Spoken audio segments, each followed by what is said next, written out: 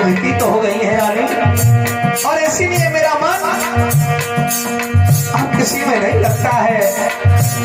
हारे राधे पाटे हम को न सुहावे, राधे नाई भोजन हमको भावे, नाई भोजन हमको भावे, और यही चिंता दिन रात सतावे, रानी यही दुख वारी, रानी भयो न कोई लाल।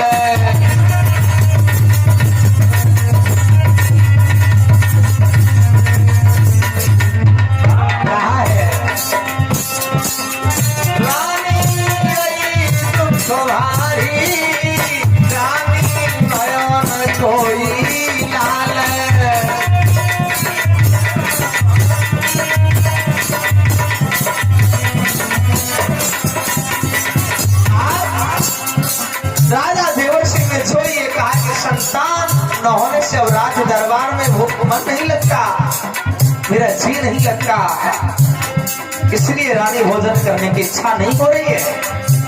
भैया उसी समय रानी बाछल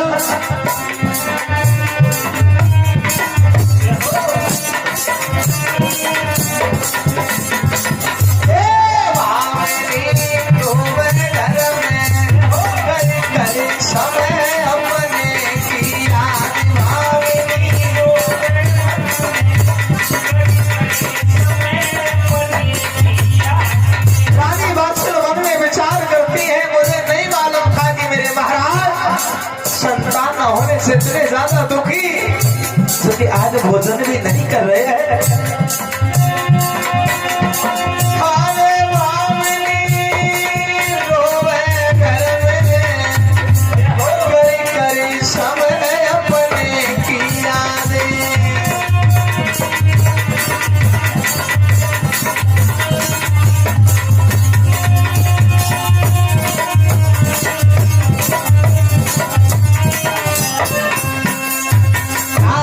रानी बाछे रो रही हैं और पति को बैठा लिया है, मन में विचार करने लगी ऐसे रोने धोने से भी कोई काम नहीं बनेगा। समझाने लगे हैं महाराज आप ऐसा करो, महाराज मेरी कोख से किसी संतान ने जन्म नहीं लिया, कोई बात नहीं, मेरी इच्छा है महाराज अब ऐसा करो तो दूसरी शादी कर लो, क्योंकि मुझे मालूम है आप जब दूसरी शादी करेंगे दूसरी रानी महल में आएगी तो भगवान अवश्य कृपा करेंगे, उसके संतान हो जाएगी। और जो दूसरी शादी की सीख दी है राजा देवर सिंह कहने लगे हे रानी बाछल, अरे ये बात कहने से पहले तुम्हें कई एक बार सोच विचार करना था। हे रानी बाछल तुम्हें कई एक बार विचार करना था, तुम दूसरी शादी की सीख दे रही हो। अरे रानी बाछल तुम भी बांझ हो,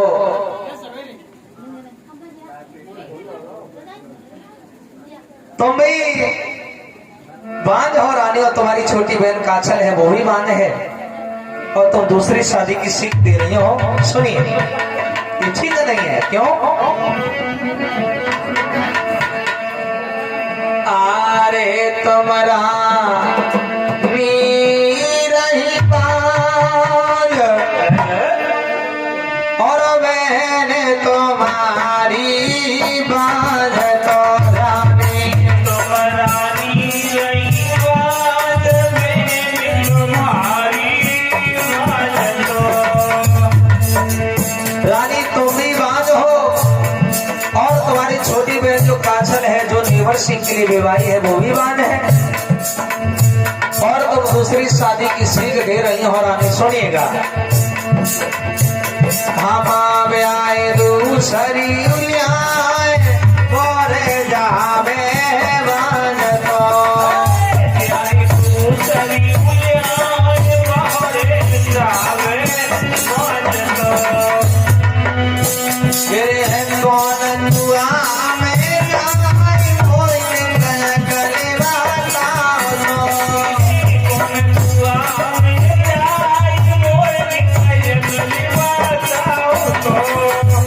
मेरो अनुसर घबराई दिल में धीरज ना धरे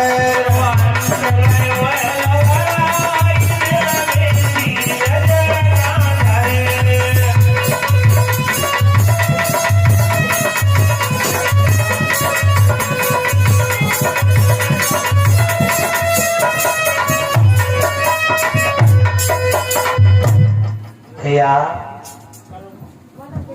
आज राजा देवर सिंह कहते हैं हे रानी वाचल तुम भी बांझ हो, तुम्हारी छोटी बहन जो काचल है वो भी बांझ है और तुम दूसरी शादी की सीख दे रही हो रानी। ठीक है रानी, यदि मैंने दूसरी शादी कर भी ली और वो भी रानी बांझ रहेगी तो हम क्या करेंगे, कहाँ जाएंगे रानी? तो महाराज तीसरी कर ली हो क्या? हाँ? अरे नहीं नहीं रानी, ये तुम कैसी बातें करती हो रानी? दूसरी शादी की और वो भी रानी बांध रहेगी तब क्या होगा है? तो महाराज तीसरी कर ली। अरे नहीं रानी, हम ऐसा नहीं करेंगे रानी, क्योंकि सुनिए वीडियो कॉल वाले परेशान है। अरे ओ रानी हम नहीं करे ब्याह और धर्म में घटी जावे गो रानी हम नहीं करे ब्याह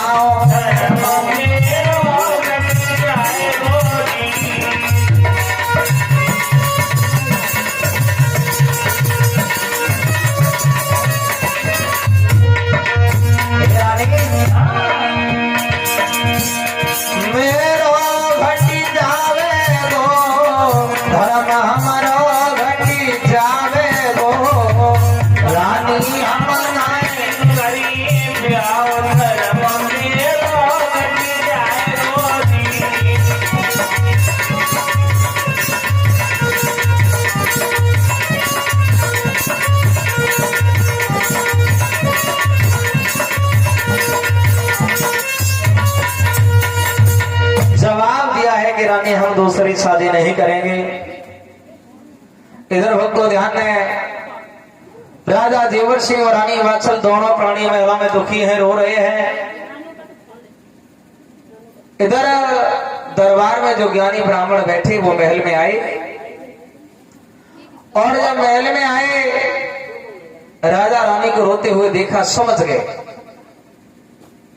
आगे बड़े समझाने लगे। राजन आप संतान न होने से दुखी हो ये हम जानते हैं अच्छी तरीके से, लेकिन राजा ने ऐसे रोने धोने से कोई काम बनने वाला नहीं है। आप कुछ धर्म कर्म करो, ज्यादा यदि ना हो सके तो आप ऐसा करो, 9 वृक्ष लगवाओ, नवग्रह पूजन करवाओ, जिससे घर में सुख शांति अवश्य आएगी। पंडित जी महाराज, हाँ अरे आप 9 वृक्ष की बात कर रहे हो। हाँ आप कहो तो 9 वृक्ष का बाग लगवा देंगे, लेकिन उससे होगा क्या? अच्छा हाँ, ध्यान है भक्तों, राजा की श्रद्धा जो सुनी है, जो भाव देखा राजा का, ज्ञानी ब्राह्मण कहने लगे, हे राजन तुम्हारी यदि ऐसी ही श्रद्धा है तो मेरी बात सुनिए, आप एक बाग लगवाओ जिसमें 9 लाख वृक्ष हो,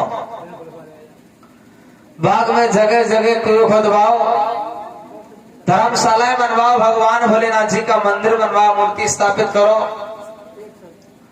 बाग में एक सुंदर सा तालाब बनवाओ जिसमें हमेशा पानी भरा रहे, ऐसी व्यवस्था होनी चाहिए, क्योंकि बाग में रहने वाले पक्षी पशु प्यासे व्याकुल होकर के ना मरे। और राजन जब तुम ऐसे धर्म कर्म करोगे, बाग लगवाओगे, कुएं खोदवाओगे, धर्मशालाएं बनवाओगे, मंदिर बनवाओगे, तो आगे चल करके राजन तुम्हारे उस बाग में अवश्य ही कोई ऐसा संत फकीर आ जाएगा जो वृक्षों की छाया में बैठेगा, कुएं का ठंडा नीर पिएगा, भगवान भोलेनाथ जी का पूजन वंदन करेगा, उसके बाद जरूर दुआ देगा कि भला हो उसका जिन्होंने ये बाग लगवाया हो, मनोकामना पूर्ण हो उसकी जिन्होंने ये कुएं खोदवाए हो। तो राजन पता नहीं कि संत फकीर की दुआ लग जाए और आपकी रानी की गोद हरी भरी हो जाए। भैया, जो पंडित जी महाराज ने तेरे शब्द सुनाए हैं, ऐसी सलाह जब दी है, तो राजा ने भी मन में विचार किया हमें ऐसे धर्म कर्म जरूर करना चाहिए। ये तो ठीक है। ठेकेदारों को बुलाया, आदेश कर दिया कि हमें के 9 लाख के बाग का निर्माण करना चाहते हैं ददरीवा नगर में, तुम जाओ जहां जहां भी छूटी के वृक्ष मिलते हो, जहां सुंदर वृक्ष मिलते हो, वहां से वृक्षों की खरीद करके लाओ। तो भैया हुआ क्या,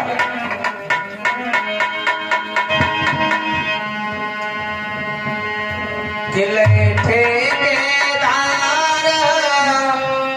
बुलाए बात राजा ने कही समझाई रे, बात राजा ने कही समझाई।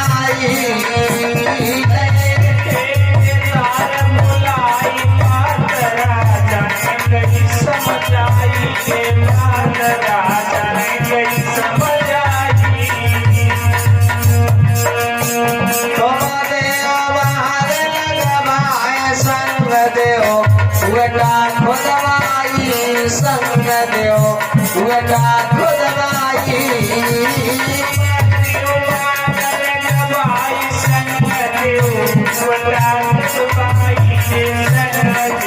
बेटा खुदवाई, आज राजा ने कहा कि धन की चिंता मत करना भैया, जितना भी धन खर्च होगा तुम्हें दरबार से मिल जाएगा। तो ठेकेदार लोग चले हैं, माना गया कि वो काबुल से सुंदर सुंदर वृक्षों को खरीद करके लाए और ददरेवा नगर में 9 लाख के बाग का निर्माण शुरू किया। और राजा देवर सिंह ने ज्यादा समय न लेते हुए ददरेवा नगर में क्या काम कर दिखाया भैया। आवाज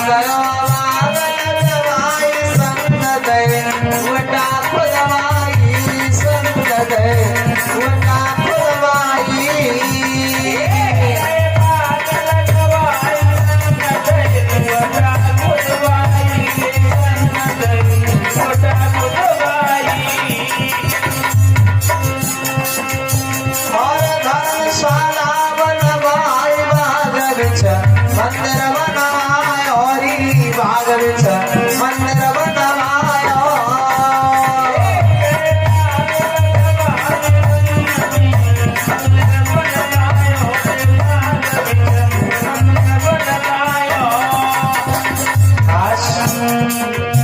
राजा देवर सिंह ने ददरेवा नगर में ज्यादा समय न लेते हुए बाग लगवाए, कुएं खोदवाए, धर्मशाला बनवाए, भगवान भोलेनाथ जी का मंदिर बनवाया, मूर्ति स्थापित की है। और इतना सब कुछ हो जाने के बाद राजा देवर सिंह उसी बाग में बैठ जाते हैं और यज्ञ करने लगे भैया। कैसे,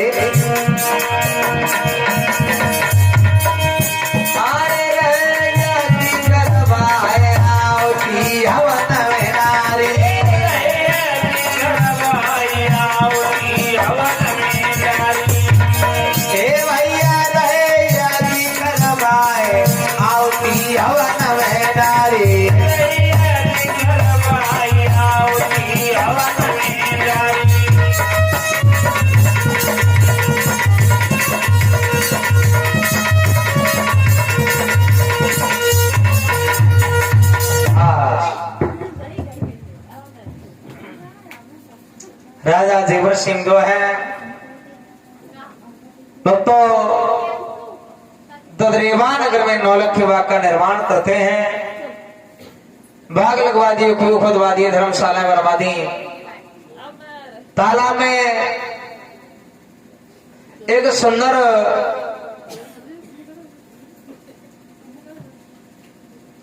पानी की व्यवस्था की है। बाग में रहने वाले पचपसी प्यास से व्याकुल होकर के ना मरे।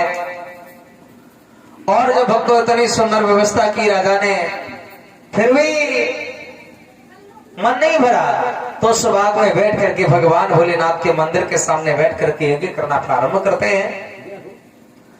और धीरे धीरे यज्ञ करते करते राजा को काफी समय हुआ। कुछ समय बाद राजा के यज्ञ करने से एक दिन भगवान इंद्र का सिंहासन हिल गया।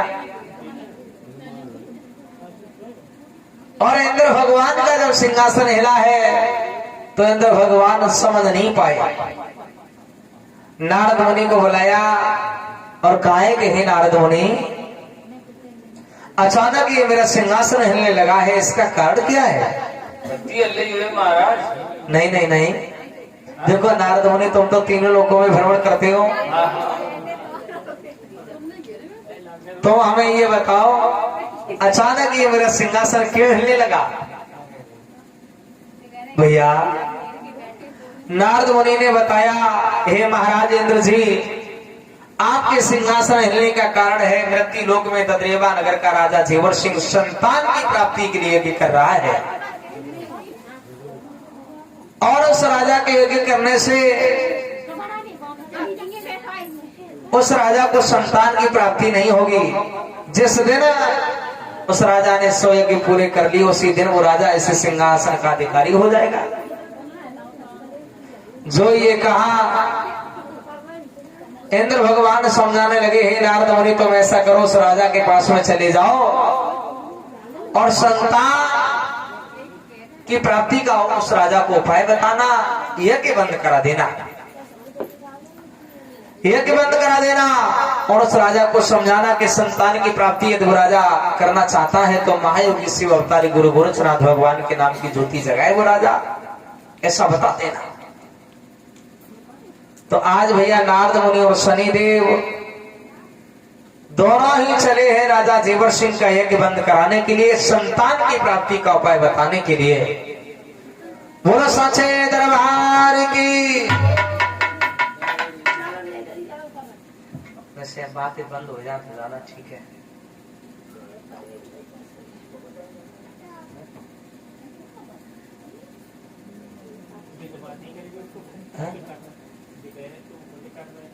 अच्छा,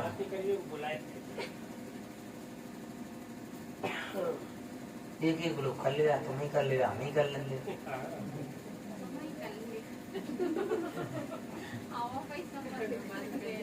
कर ले, रोक लियो ने बात नहीं, आज हमारी सुन ले।